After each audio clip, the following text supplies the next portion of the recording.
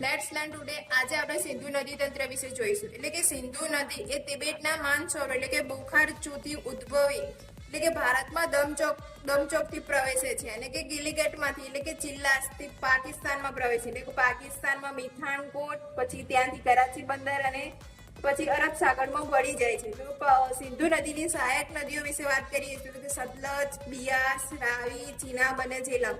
તો કે સિંધુ નદીની સૌથી લાંબી સહાયક નદી એ ચિનાબ છે. તો કે સિંધુ સૌથી વધુ વાર ઉલ્લેખ જોઈતું કે ઋગ્વેદમાં થયો. સિંધુ નદી ભારતમાં ફક્ત લદ્દાખના લેહ જિલ્લામાં જ વહે છે.